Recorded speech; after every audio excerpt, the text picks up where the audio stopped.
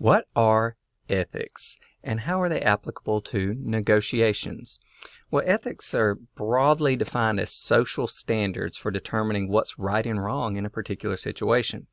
It could also be considered a process for setting those standards for what you consider right and wrong. Now, ethics itself is born out of individual philosophies. That is, the nature in which you see the world in which you live. As individuals, as groups, as societies, we develop rules that govern how we interact with society, nature, and others in that society. So with that being said, commonly understood approaches to ethics or ethical reasoning is first end result ethics, that whatever means you pursue, the end result, as long as that is ethical, justifies the means. So as long as the outcome meets with your moral determination of rightness or ethicality, then it's okay. Duty ethics refers to following the rules that are in place for doing anything. And if you follow those rules, no matter what, it's ethical. Social contract ethics is when you look towards society's norms, their practices. And as long as you follow the common practices in society, then again, that is considered ethical.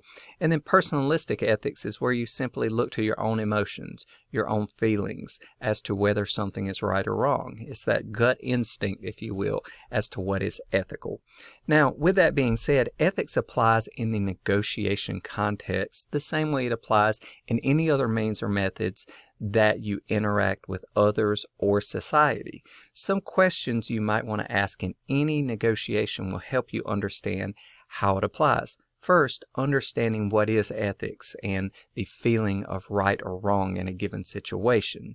Now, this feeling of right or wrong will apply to the subjective negotiation. That is, whatever situation or scenario you are in, you will determine the ethics that apply in that situation. What questions of ethical conduct are likely to come up in a negotiation? Well, that's going to relate closely to the subject matter of the negotiation. That is, whatever disagreement or dispute or inconsistency of interest with another that you are addressing in the negotiation. You can look at things such as how you approach the negotiation, the process or procedure for negotiating, the outcome that is possible from your negotiations, the subject matter of the negotiation, meaning what will be the effect on that thing or other people that you are negotiating about. Okay.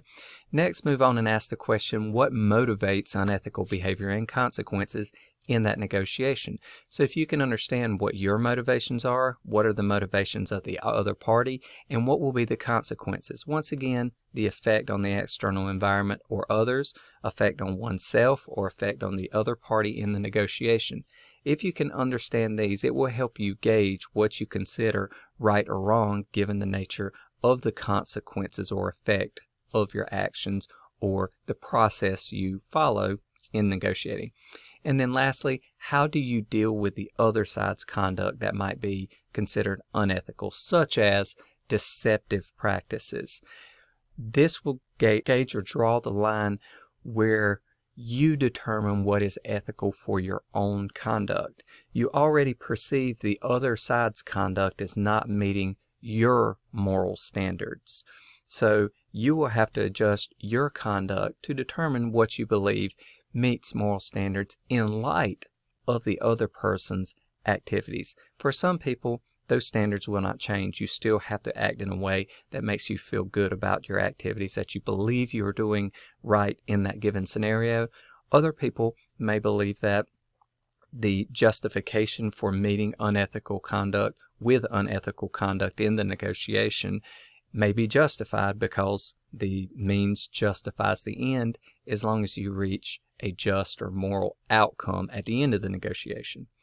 So this is ethics, and these are the questions you will ask to determine how is ethics implicated in the specific negotiation that you are undertaking.